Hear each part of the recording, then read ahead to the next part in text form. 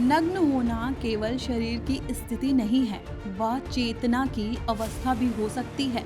जब मनुष्य अपने आवरणों, भय, स्वार्थ, आडंबर और सुविधा को त्याग देता है, तब वह अपने सबसे प्रामाणिक रूप में खड़ा होता है।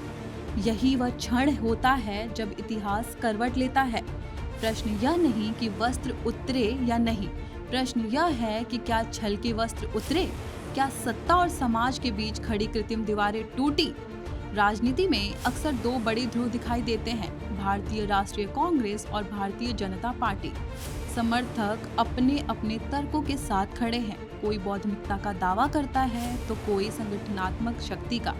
लेकिन लोकतंत्र की असली परीक्षाएं डिग्रियों से नहीं है, दृष्टि से होती है। वकील, डॉक्टर, इंजीनियर, आईएएस, आईपीएस या न्यायाधीश, ये सब पेशे हैं, पर राष्ट्र को बनाने का आधार चरित्र और उत्तरदायित्व है।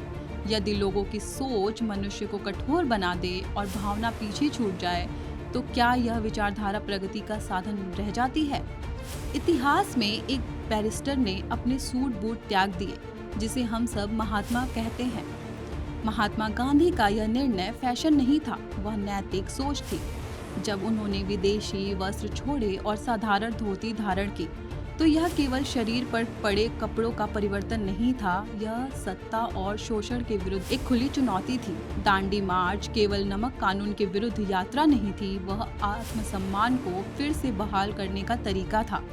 गांधी नग्न नहीं थे, वे पारदर्शी थे। उनके पास छिपाने को कुछ नहीं था, ना इरादा ना उद्देश्य। आज यदि कोई युवा संगठन या राजनीति कार्यकर्ता विरोध में कपड़े उतार कर खड़ा होता है, तो यह भी शायद यही संदेश देना चाहता है, देखो हमने आवरण हटा दिया है। लेकिन प्रश्न यह है कि क्या केवल बाहरी आवरण हटाने से भीतर की सच्चाई प्रकट हो जाती है? क्योंकि गांधी के त्याग में तपस्या थी, उसमें आत्मसंयम और नैतिक बल था। लेकिन आज के कई प्रदर्शन में उत्तेजना अधिक दिखाई देती है। तपस्या और तमाशे के बीच यही अंतर है। एक इतिहास रचता है, दूसरा सुर्खियां। इसलिए सवाल उठता है कि क्या कांग्रेस के कार्यकर्ताओं ने जो किया वह सिर्फ सुर्खियां थी, क्योंकि वो इतिहास रचने आए थे, ऐसा देखकर लग नहीं रहा। राजनीति में आरोप प्रत्यारोप का दौर चलता रहता है। कोई किसी को नंगापन कह देता है, कोई किसी पर देश का गला घोटने का आरोप लगा देता है। शब्दों की यह जंग अक्सर असली मुद्दों को ढक देती है। बेरोजगारी, शिक्षा, स्वास्थ्य और किसान, युवा। क्या यह विडंबना नहीं कि जिन विषयों पर गंभीर संवाद होना चाहिए, वे शोर में दब जाते हैं? ऐसे में नग्न कौन है? वह जो विरोध में खड़ा है या वह जो सत्ता में रहकर जवाबदेही से बचता है? क्रांति केवल विरोध की मुद्रा से नहीं आती है, वह आती है जब समाज का विवेक जागृत होता है, जब शिक्षित वर्ग चुप्पी तोड़ता है, जब वह सुविधा का सूट उतार कर सच्चाई की धोती पहनता है। पर शिक्षित होना केवल डिग्री रखने से नहीं होता।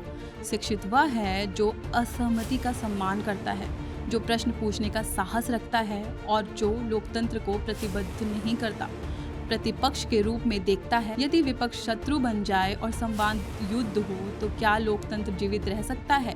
दार्शनिक सोच के आधार पर देखें तो पता चलता है कि नग्नता सत्य का प्रतीक है।